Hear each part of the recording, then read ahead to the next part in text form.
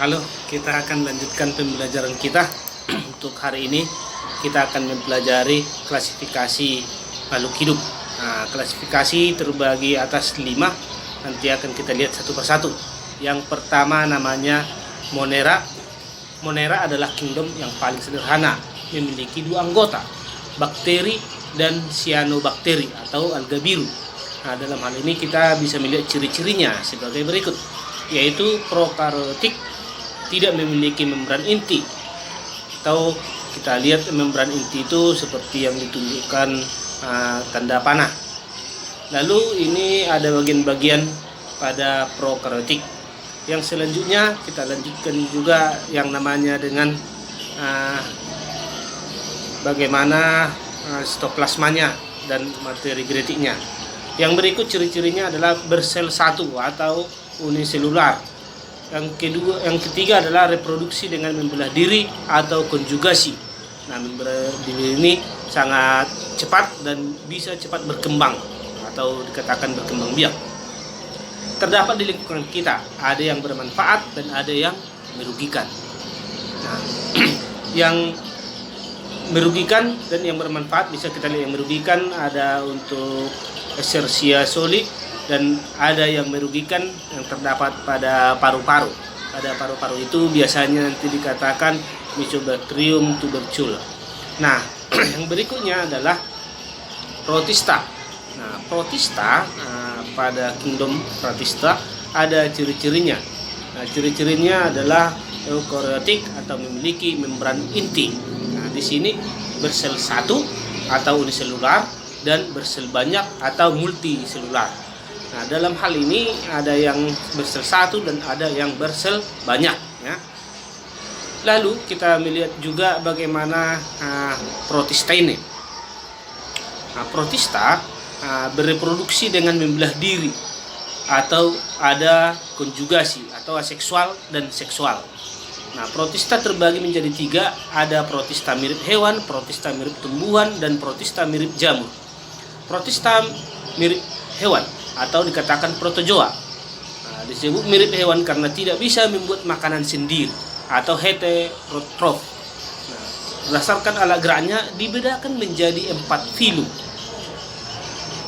Jadi di sini ada yang dikatakan bergerak dengan kaki semu, ya.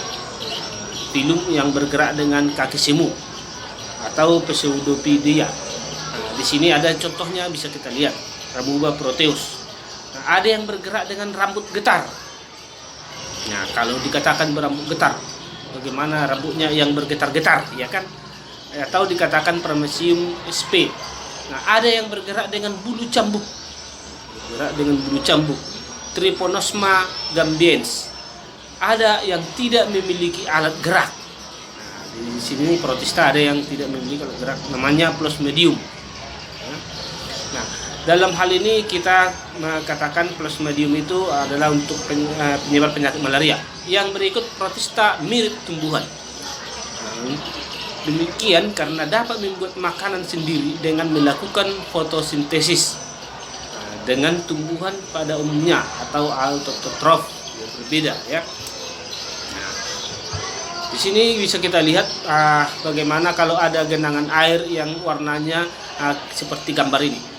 Jika airnya berwarna kehijauan, kemungkinan besar air kolam tersebut banyak mengandung ganggang yang tidak bisa dilihat dengan mata telanjang, tapi saking banyaknya jadi bisa.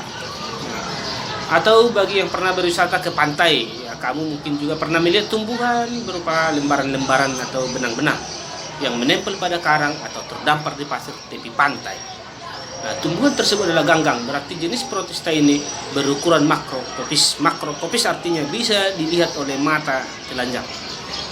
Protista mirip tumbuhan disebut demikian karena dapat membuat makanan sendiri dengan melakukan fotosintesis. Nah, contohnya alga merah, alga hijau, dan alga coklat.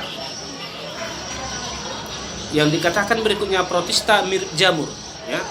Nah, dikatakan mirip jamur karena protista heterotrof yang memperoleh makanan dari organisme dengan cara menguraikan atau menelan makanannya. Ya, protista mirip jamur bukan merupakan jamur sejati karena memiliki reproduksi dan siklus hidup yang berbeda dari jamur. Kelompok Protestan jenis ini memiliki bentuk seperti jamur sejati yang membentuk sporonia atau membentuk filamen yang menyerupai hifa. Nah, contohnya kita katakan jamur lendir ya. Yang berikut adalah kingdom fungi.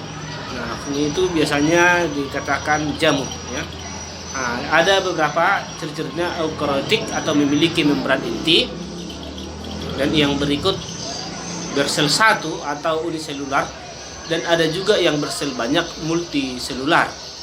Nah, mempunyai dinding sel tersusun atas zat kitin, tidak memiliki kloroplas sehingga tidak dapat berfotosintesis. Jadi jamur tidak bisa berfotosintesis.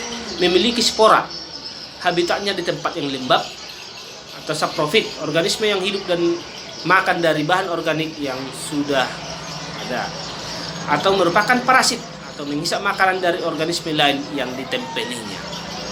Itulah fungi.